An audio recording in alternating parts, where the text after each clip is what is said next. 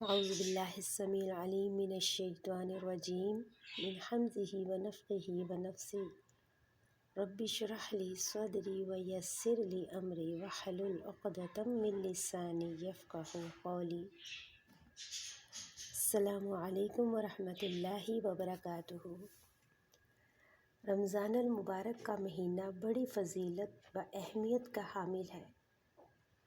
اس کی فضیلت کے اوپر کچھ چند احادیث ہیں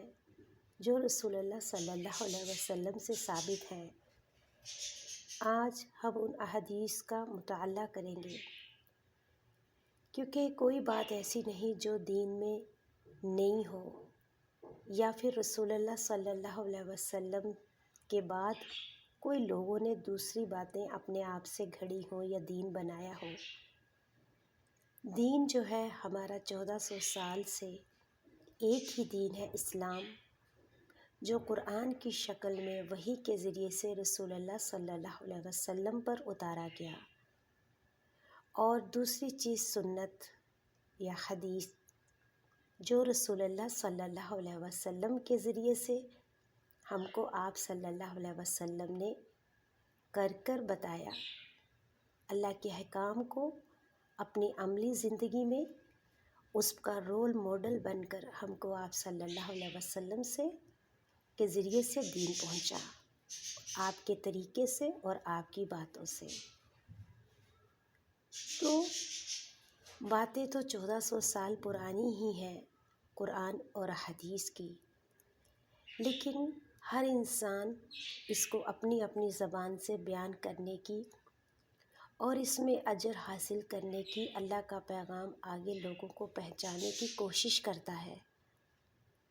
اور یہ کوشش اور محنت ہر انسان کو ہی کرنی چاہیے۔ خود بھی علم سیکھنا چاہیے اور آگے جہاں تک ہو سکے لوگوں تک بھی پہنچانے کی کوشش کرنی چاہیے۔ معلوم نہیں اللہ سبحانہ و تعالیٰ کس کی بات کو کس کے دل میں اتار دیں اور اس کے لیے اللہ کی رضا کا ذریعہ بن جائے وہ بات، اور ہر محنت اور کوشش کرنے والے کو جو اچھے کاموں کے لیے کرے گا، اللہ کے پاس اس کا بھرپور اجر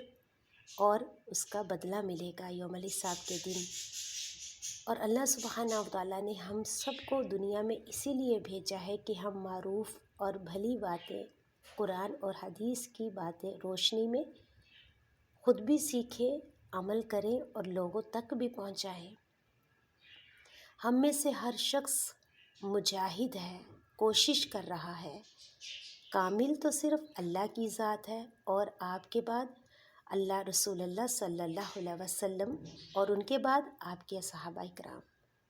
اس کے بعد کوئی شخص کامل نہیں ہو سکتا، چاہے وہ کتنا بھی بڑے سے بڑا عالم کیوں نہ ہو، اس کے اندر کوئی نہ کوئی کمی اور نقص ہونا لازم ہے۔ لیکن ہر وہ شخص کامیاب انسان ہے جو کوشش کرتے رہتا ہے، اپنے حاصل کردہ علم کو کافی نہیں سمجھتا، بلکہ مسلسل پڑھتے رہتا ہے، سمجھتے رہتا ہے، اور زیادہ نافع علم حاصل کرنے کی کوشش کرتے رہتا ہے، اور مسلسل اپنی زندگی کے عمل کو چیک کرتے رہتا ہے، اور اس میں اور زیادہ امپروومنٹ کرنے کی کوشش کرتے رہتا ہے، اور اسی کے مطابق پھر لوگوں میں وہ بات کو اللہ اور اللہ کے رسول کی پہنچاتے رہتا ہے۔ یہی ہے میری پیاری بہنوں ہماری زندگی کا مقصد، اور اسی لیے اللہ سبحانہ و تعالیٰ نے ہمیں اس دنیا میں بھیجا ہے۔ لہٰذا عالمہ بننے کا انتظار مت کرو، جو بھی تمہارے پاس صلاحیتیں ہیں کوشش کرو، محنت کرو، اللہ کے دین کو خوب سیکھنے کی، اور پھر اس میں کے اوپر عمل کرنے کی، اور پھر جتنا ہو سکے لوگوں کو بتانے کی۔ اللہ سبحانہ و تعالیٰ ہم سب کی زبانوں کو مبارک بنائے ہیں، ہر ایک کی دعاؤں میں اثر ہے، ہر ایک کی بات اللہ قبول کرتے ہیں۔ ہم میں سے کوئی بھی یہ نہ سمجھے کہ میں تو بہت گنہگار ہوں، اللہ ہر گناہوں سے معافی مانگنے والوں کو گناہوں کو معاف کرتے ہیں۔ جو اس کے آگے جھکتے ہیں، اس کے جھکنے کو، عاجزی کو، نرمی کو پسند کرتے ہیں، اور جب انسان سے کوئی گناہ ہو جائے، غلطی ہو جائے، اس پر معافی مانگ لینا، ایسے لوگوں کو اللہ بہت پسند کرتے ہیں۔ تو لہٰذا ہم میں سے ہر ایک شخص، ہر ایک انسان یہ کوشش کرے اللہ تعالیٰ کی قرب حاصل کرنے کی، اللہ کے رضا کے مطابق عمل کرنے کی۔ تو یہ وہ احادیث ہے جو رسول اللہ صلی اللہ علیہ وسلم سے ثابت ہے، چاہے ہمارے پاس کتنی بھی یہ حدیث ہم نے پہلے کیوں نہ سنی ہو، لیکن قرآن اور حدیث کی باتیں ایسی ہیں کہ یہ کبھی پرانی نہیں ہوتی، کبھی انسان ان سے اکتاتا نہیں، کبھی یہ اس کو ایسا نہیں ہے کہ اس کو موٹیویٹ نہ کرے، بلکہ ہر بار پڑھنے سے نئی لگتی ہیں اور انسان کو موٹیویشن عطا کرتی ہیں اور اس کے اندر ایک انرجی پیدا کرتی ہیں۔ تو لہٰذا آج ہم آپ صلی اللہ علیہ وسلم کی جو حدیث ہے رمضان المبارک کے اوپر، ایک بار ان کا ریویو کریں گے، اس کو تازہ کریں گے، تاکہ ہمارے ایمان کے اوپر، ہمارے دلوں کے اوپر اگر کچھ اندھیرے یا کچھ گرد و غبار چھا گیا ہو یا کچھ باتیں ہم سے بھولی سی ہو گئی ہوں، وہ دوبارہ سے ہم کو تازہ ہو جائیں، کیونکہ رمضان المبارک کا مہینہ آ رہا ہے، نیکیاں کمانے کا، تقوی حاصل کرنے کا، اللہ کے قریب جانے کا۔ پتہ نہیں کس کے نصیب میں یہ مہینہ ہے اور کون ہے کہ اس مہینے کو حاصل کرنے سے پہلے اللہ سے ملاقات کر لے یا پھر دوبارہ اس کی زندگی میں یہ مہینہ نہ آئے۔ تو لہٰذا اس وقت جو ہم کو وقت ملا ہے اس کو نعمت جانو، اور ہم میں سے ہر ایک یہ کوشش اور دعا کرے کہ اللہ مجھے یہ مہینہ حاصل ہو جائے۔ سب سے پہلے اس شعبان سے ہی ہم کو شروع کرنا چاہیے کہ شعبان سے یہ دعائیں کرنی شروع کر دینی چاہیے، اور روزے بھی نفلی روزے اپنے ضرور ادا کرنے چاہیے تاکہ عادت ہو جائے، اور اس کے لیے نیت اور ارادہ ایک مہینہ پہلے سے کر لینا چاہیے کہ اللہ جو بھی عبادات ہیں میرے مقدر میں کر دے، لیلۃ القدر میرے مقدر میں کر دے، اس کی عبادات میرے مقدر میں کر دے، صدقہ خیرات زکوٰۃ میرے مقدر میں کر دے، اور وہ دعائیں میرے مقدر میں کر دے جو میں مانگوں اور آپ قبول کر لے، جو میری دنیا اور آخرت کے لیے بھلائی کی ہوں۔ اور کثرت سے قرآن کی تلاوت کرنی شروع کر دینی چاہیے اس میں ہی، شعبان میں ہی۔ تو رمضان المبارک کے مہینے کے بارے میں آپ صلی اللہ علیہ وسلم کی کچھ احادیث ہیں جس کا ہم یہاں پر ذکر کریں گے۔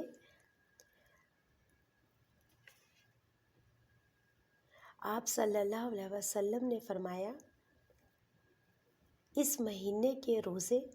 اللہ نے فرض کیے ہیں، اور روزہ رکھنا بھی نماز، زکوٰۃ، حج اور عمرہ کی طرح ایک نہایت اہم عبادت ہے۔ اور اس سے جو حدیث ثابت ہے وہ یہ ہے، اذا دخل رمضان فتحت ابواب السماء وغلقت ابواب جہنم وسلسلت الشیاطین۔ جب رمضان آتا ہے تو آسمان کے دروازے کھول دیے جاتے ہیں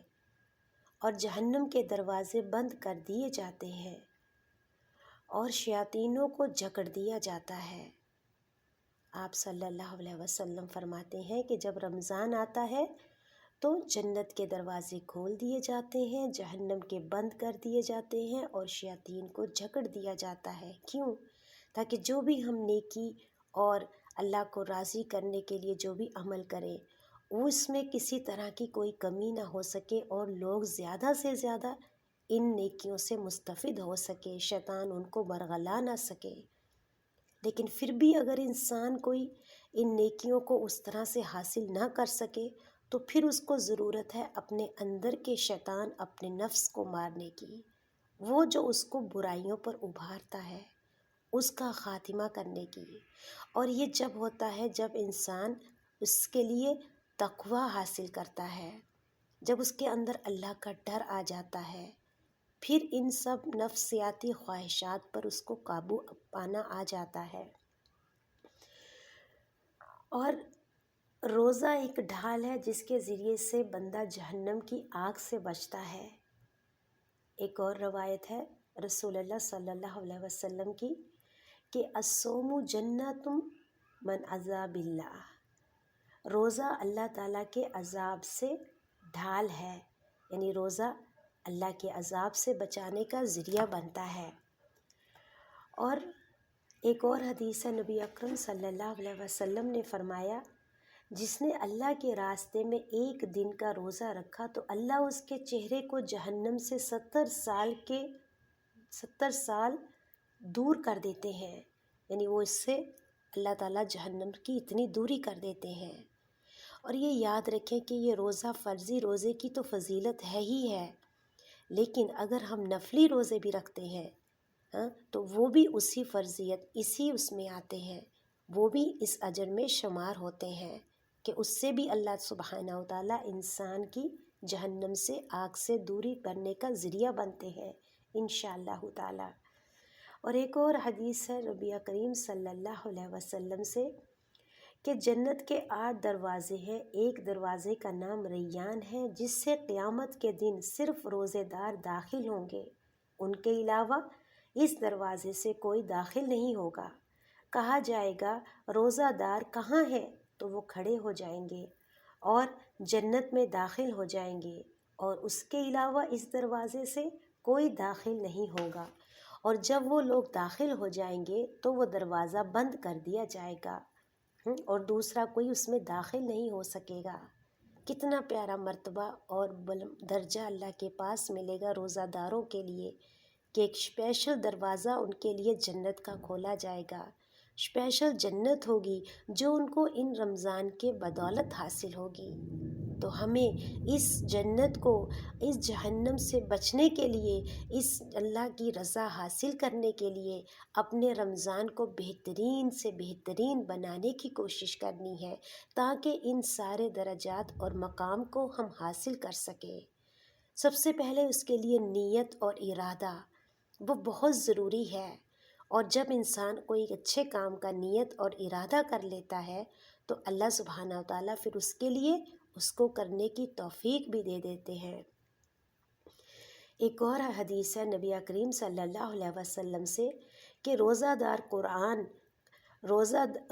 اور قرآن قیامت کے دن بندے کی سفارش کریں گے۔ روزہ کہے گا، اے میرے رب، میں نے اس بندے کو دن کے وقت کھانے پینے سے اور جنسی خواہش سے پوری کرنے سے روک دیا تھا،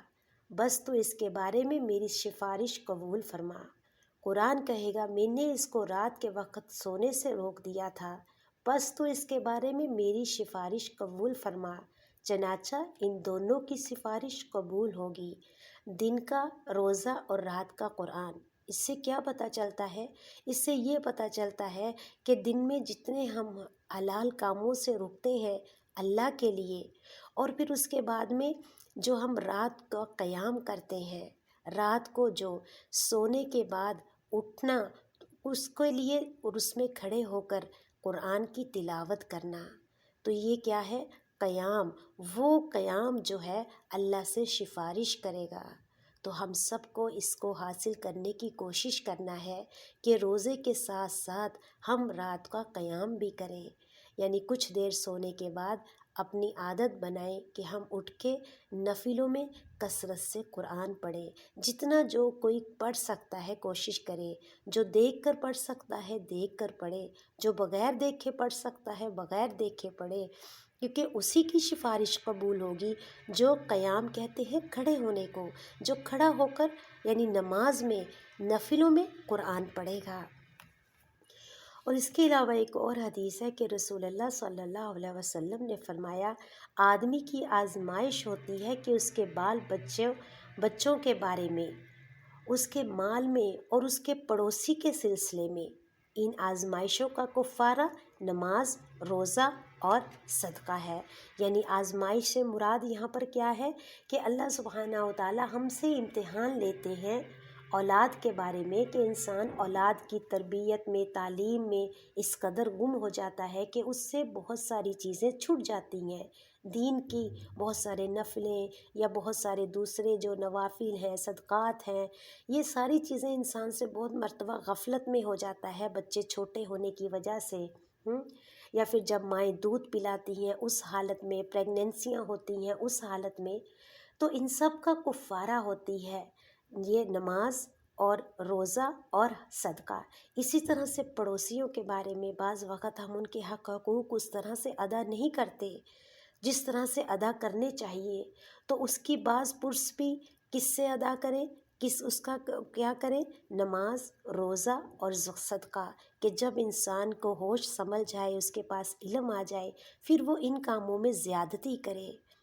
روزوں میں اور نمازوں میں، یعنی نفلی نمازیں فرضوں کے ساتھ ساتھ، اور پھر صدقات اس میں۔ اور یہ نیت بھی دل میں کرنی ہے کہ اللہ سبحانہ وتعالیٰ جو بھی آپ کے حق حقوق ہیں دین کے یا آپ کے، اگر اس میں میری کوئی کمی ہو گئی ہو تو یہ روزہ، یہ صدقات اور یہ میری نمازوں کو ان کا کفارہ بنا دیں، میرے سے دوری کا ذریعہ بنا دیں، گناہوں سے معافی کا ذریعہ بنا دیں۔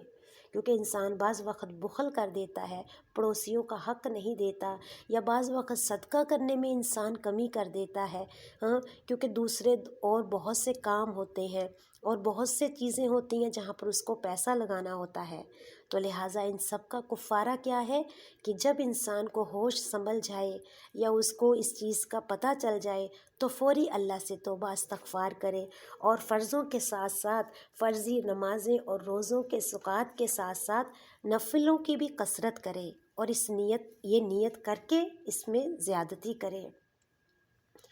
اور نبی کریم صلی اللہ علیہ وسلم نے فرمایا، روزے دار کے لیے 2 خوشیاں ہیں جن سے وہ خوش ہوتا ہے، ایک جب وہ روزہ کھولتا ہے تو خوش ہوتا ہے، اور دوسری جب وہ اپنے رب سے ملے گا تو اپنے روزے کی وجہ سے خوش ہوگا۔ اور یہ خوشیاں ہم سب کو نصیب کرے اللہ تعالیٰ، اور یہ خوشیوں کو حاصل کرنے کے لیے بھی یہی ضروری ہے کہ پوری تیاری کے ساتھ رمضان میں داخل ہوا جائے۔ جس طرح سے ہم کسی ملک میں، کسی شہر میں، یا کسی کے آمد کا جب ہم کسی کو انوائٹ کرتے ہیں، کسی خاص پرسن کو، پھر ہم اس کی تیاری کرتے ہیں خوب جوش و خروش کے ساتھ،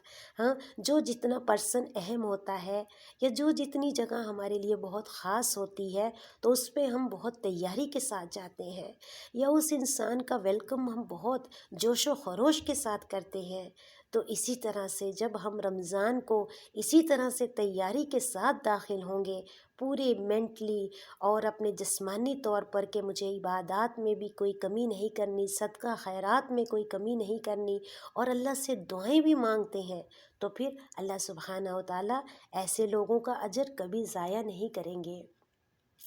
کیونکہ صحابہ اکرام رمضان سے پہلے سے دعائیں 2-3 مہینے پہلے سے دعائیں مانگنی شروع کر دیتے تھے کہ ہم سے یہ عبادات لے لے، اور جب رمضان ختم ہو جاتا تھا پھر 5 مہینے تک دعائیں کرتے رہتے تھے کہ ہم نے جو کچھ کیا ہے اللہ آپ قبول کر لیں، ہمیں صدقے خیرات زکوٰۃ کو قبول کر لیں۔ اور پھر اس کے بعد بھی شوال کے اس کے روزے رکھتے تھے، 6 روزے اور مزید رکھتے تھے، وہ بھی بہت بڑی نیکی کمانے کا ذریعہ ہے۔ اور اس کے بارے میں ایک اور اللہ تعالیٰ فرماتے ہیں کہ الصیام لی وانا اجری بھی، اجزی بھی، یعنی جو روزہ ہے وہ میرے لیے ہے اور میں ہی اس کی جزا دوں گا۔ یعنی دیگر نیکیوں کا تو اللہ تعالیٰ نے کوئی نہ کوئی دوسرے انتظامات کیے ہوئے ہیں، لیکن اس کا بدلہ جو ہے اللہ سبحانہ وتعالیٰ خود عطا کریں گے۔ روزہ کیونکہ اللہ تعالیٰ کی اتنی بہترین عبادت ہے کہ اللہ سبحانہ وتعالیٰ اس کا بدلہ خود عطا کریں گے۔ اب جس چیز کو اللہ تعالیٰ نے اپنے ذمے لے لیا ہے، جس کا بدلہ اللہ تعالیٰ دیں گے، تو اب جیسا انسان ہوتا ہے، اس کی سوچ، اس کی پرسنالٹی، اس کے خیالات، تو وہ اپنے معیار کے مطابق کام کرتا ہے نا۔ اب یہ تو اللہ سبحانہ وتعالیٰ ہے، اللہ تعالیٰ کا معیار تو ہم کبھی پا ہی نہیں سکتے۔ ان کی سوچ، ان کے جو خیالات ہیں، جو ان کے کریشن کو دیکھ کر ہم اندازہ لگا سکتے ہیں کہ اللہ سبحانہ وتعالیٰ کتنے اعلیٰ ہیں، ہم سوچ بھی نہیں سکتے۔ تو اب جب وہ انعام، جو اجر اللہ دیں گے، تو وہ کوئی معمولی اجر نہیں ہوگا، وہ بہت خاص ہوگا، اور دنیا کے بیچ میں جو کچھ ہے ان سب سے وہ خاص اجر ہوگا جو ہم کو اللہ سبحانہ و تعالیٰ کے ہاتھ سے ملے گا۔ تو اس کے لیے ہم سب کو اس چیز کو بھی اپنے ذہن میں رکھتے ہوئے ہر عبادت کرنی ہے، ہر صدقات کرنے ہیں کہ کسی طرح کی ہم سے کوئی ریاکاری اور دکھاوا نہ ہو جائے، پوری تیاری کے ساتھ۔ اللہ سبحانہ و تعالیٰ اور ایک اور حدیث ہے کہ کہ جس نے رمضان کے روزے رکھے ایمان کے ساتھ اور ثواب کی نیت سے، نہ اس میں کوئی دکھاوا نہ کوئی ریاکاری،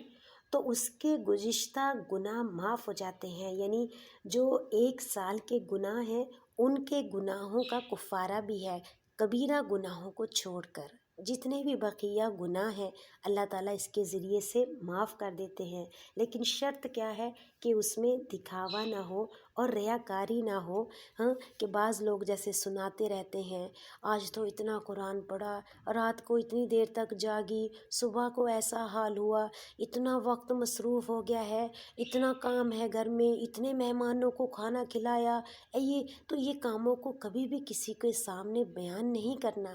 یہ تو صرف اللہ کے لیے ہے۔ ہاں، اگر کوئی نیکی کو اللہ ہی ظاہر کر دیں، لیکن کوشش یہ کرنی ہے اپنی نیکیوں کو دکھاوے سے بچانے کی، کہ اللہ راضی ہو جائیں جس کے لیے میں نے کیا ہے، ہاں تو اس سے مجھ کو اجر لینا ہے، بندوں کو تو میں نے کچھ بھی نہیں لینا، بندے کیا مجھے دے سکتے ہیں جو اللہ مجھے عطا کریں گے یوم الحساب کے دن۔ اور ایک اور حدیث ہے کہ رسول اللہ صلی اللہ علیہ وسلم نے فرمایا، 5 نمازیں جمعہ، دوسرے جمعے تک رمضان اور دوسرا رمضان یعنی آنے والے رمضان تک گناہوں کا کفارہ ہوتا ہے۔ ہاں، یعنی ایک نماز کے بعد دوسری نماز، ایک جمعے کے بعد دوسرا جمعے کے بیچ میں جو وقت ہوتا ہے، اسی طرح سے ایک رمضان گزرنے کے بعد دوسرا رمضان آنے تک کا جو وقت ہوتا ہے، یہ کیا ہے؟ اتنے گناہوں کے کفارے کا سبب بنتا ہے، بشرطیہ انسان کبیرہ گناہوں سے بچتا رہے اس کے دوران۔ اور ایک اور حدیث ہے، آپ صلی اللہ علیہ وسلم نے فرمایا، جس نے رمضان کے فرضی روزے رکھے اور اس کے بعد شوال میں 6 نفلی روزے رکھے، وہ شخص ایسے ہے جیسے ہمیشہ روزہ رکھنے والا۔ یعنی اس سے ہم کو پتہ چلتا ہے کہ یہ رمضان کے روزے تو ہیں ہی ہیں، ایک نیکی پر اللہ تعالیٰ نے کیا فرمایا؟ الحسنۃ بعشر امثالھا۔ ہاں، تو اللہ تعالیٰ ان 30 روزوں پر اللہ سبحانہ و تعالیٰ 6 روز اور اس کے اوپر 300 روزوں کا اجر بنتا ہے، اور اسی طرح سے جو 6 روزے ہیں اس کو 60 روزوں کے برابر شمار کیا جاتا ہے۔ تو اس سے پتہ چلتا ہے کہ یہ کیا ہے، یہ روزے ہمارے لیے کس قدر، یعنی رمضان کے بعد جو 6 روزے ہیں یہ بھی بہت اہتمام کرنا چاہیے ان روزوں کا بھی، یہ 6 روزے بھی پوری کوشش کرنی چاہیے کہ فوری اس کو رکھنے کی کوشش کرے۔ تو یہ 6 روزے بھی بہت زیادہ اہمیت ہے ان روزوں کی بھی۔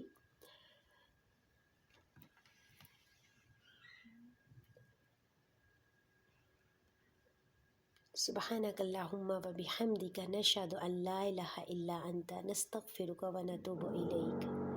السلام علیکم ورحمۃ اللہ وبرکاتہ۔